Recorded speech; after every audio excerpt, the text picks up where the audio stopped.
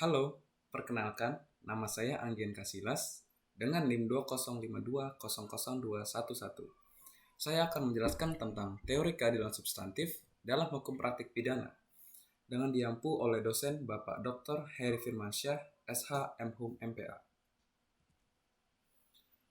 Pertama adalah tentang sistem peradilan pidana.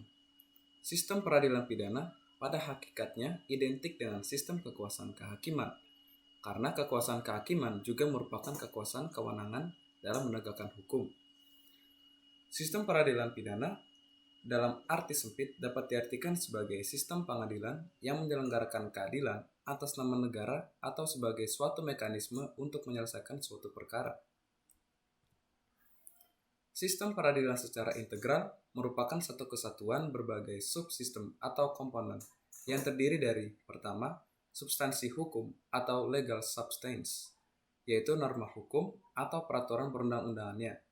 Yang kedua, struktur hukum atau legal structure, yaitu lembaga, struktur, atau aparat penegak hukumnya. Yang ketiga, budaya hukum atau legal culture. Budaya hukum ini lebih berfokus pada nilai-nilai filosofi hukum, kemudian nilai hukum yang hidup dalam masyarakat, dan kesadaran atau sikap perilaku hukum, dan pendidikan hukum. Selanjutnya tentang keadilan substantif. Keadilan substantif ini adalah keadilan yang terkait dengan isi putusan hakim dalam memeriksa, mengadili, dan memutus suatu perkara yang harus dibuat berdasarkan pertimbangan rasionalitas, kejujuran, objektivitas, tidak memihak atau impartiality, tanpa diskriminasi dan berdasarkan hati nurani atau keyakinan dari hakim. Selanjutnya tentang korupsi. Upaya hukum yang dapat dilakukan oleh korban dalam perkara tindak pidana korupsi adalah mengajukan upaya hukum pra-peradilan. Dalam kepustakaan kriminologi, korupsi merupakan salah satu kejahatan jenis white collar crime atau kejahatan kerah putih, karena pelakunya adalah orang-orang yang dipersepsikan sebagai orang-orang terkenal, namun merekalah yang membuat melarat masyarakat. Tindak pidana korupsi ini merupakan pelanggaran terhadap hak-hak sosial dan hak-hak ekonomi yang dikategorikan sebagai extraordinary crime atau kejahatan yang luar biasa. Korupsi berkembang menjadi 3 tahap, yaitu yang pertama, tahap elitis. Pada tahap ini, korupsi menjadi patologi sosial yang khas di lingkungan para elit atau pejabat. Yang kedua, tahap pandemik. Dalam tahap ini, korupsi mewabah menjangkau masyarakat secara luas. Yang ketiga, tahap sistemik. Pada tahap ini, setiap individu dalam sistem atau lingkungan terjangkit penyakit yang serupa. Penyakit apa? Yaitu penyakit perbuatan korupsi itu sendiri. Upaya penanggulangan korupsi perlu dilakukan serius melalui politik kriminal, baik melalui upaya penal yang bersifat menanggulangi setelah terjadinya kejahatan atau represif, atau juga upaya non-penal yang bersifat mencegah terjadinya kejahatan atau preventif, atau gabungan dari keduanya, yaitu represif dan preventif.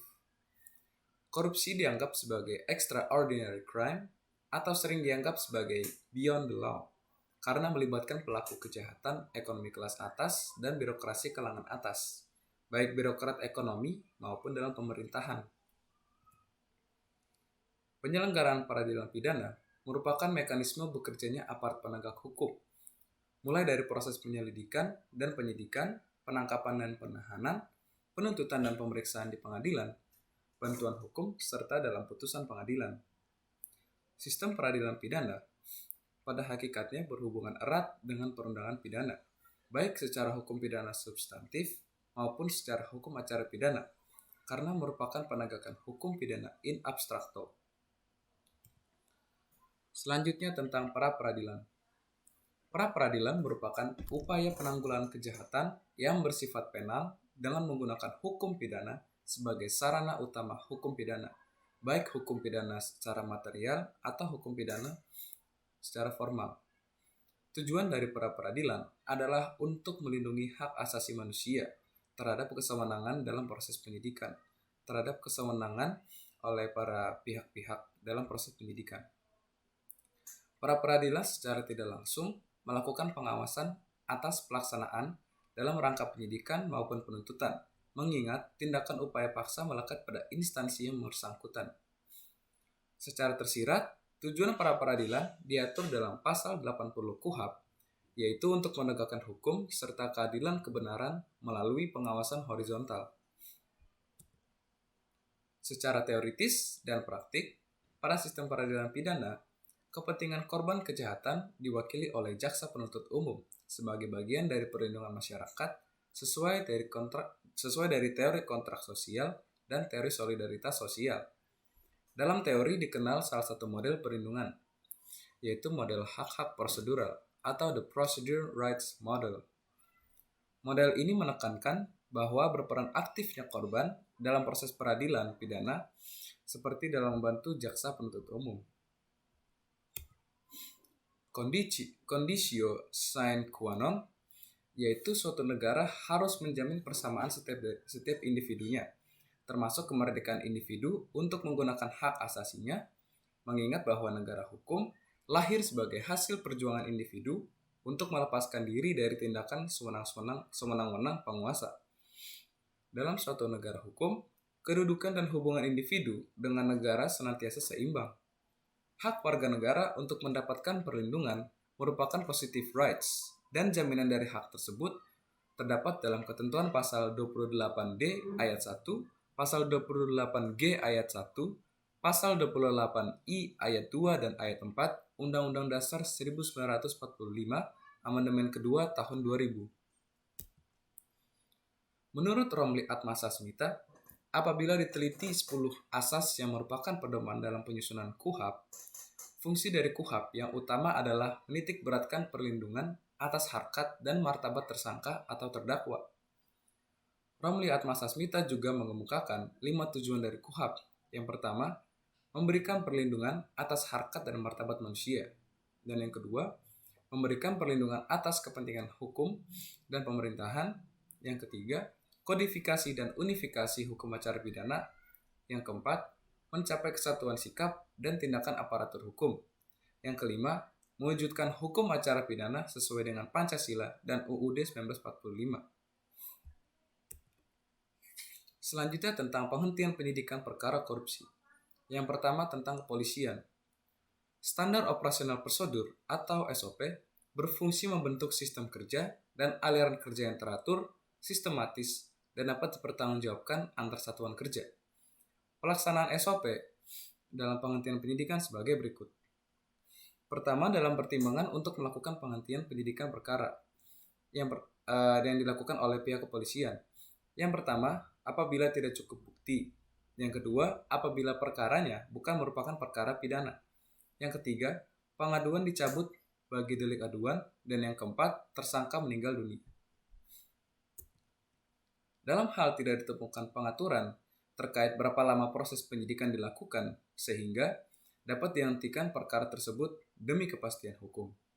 Penyidik harus berhati-hati dalam mengeluarkan produk hukum, yaitu surat perintah penghentian penyidikan atau disingkat SP3, terlebih bahwa perkara korupsi yang jelas-jelas telah merugikan keuangan negara dan merugikan masyarakat luas. Dalam hal pelaksanaan penghentian penyidikan oleh penyidik dilakukan dalam bentuk yang pertama, penerbitan surat perintah penghentian penyidikan atau SP3 oleh pejabat yang berwenang. Yang kedua, pembuatan berita acara penghentian penyidikan yang dibuat oleh penyidik dan disahkan oleh pengawas penyidik. Dan yang ketiga, mengirimkan surat pemberitahuan penghentian penyidikan perkara oleh penyidik kepada tersangka atau keluarganya dan jaksa penuntut umum. Selanjutnya tentang Komisi Pemberantasan Korupsi atau KPK. Dalam pasal 40 Undang-Undang Nomor 30 Tahun 2002 tentang KPK, diatur mengenai kewenangan KPK dalam menerbitkan SP3. Jika penyidikan atau penuntutan tidak selesai dalam 2 tahun, yaitu pertama, KPK dapat menghentikan penyidikan dan penuntutan terhadap perkara tindak pidana korupsi yang penyidikan dan penuntutannya tidak selesai dalam waktu paling lama 2 tahun. Yang kedua, penghentian penyidikan dan penuntutan harus dilaporkan kepada Dewan Pengawas paling lambat 1 minggu sejak dikeluarkannya SP3. Yang ketiga, penghentian penyidikan dan penuntutan harus diumumkan kepada publik oleh KPK. Yang keempat, pimpinan KPK dapat mencabut SP3 apabila ditemukan bukti baru yang dapat membatalkan alasan penghentian penyidikan dan penuntutan sebagaimana yang dimaksud di dalam perundang-undangan. Kemudian KPK juga menetapkan secara tegas terkait waktu penanganan perkara di tingkat penyidikan ini terhadap suatu perkara hukum yang ditanganinya, yaitu selama 2 tahun. Sekian penjelasan materi dari saya. Terima kasih.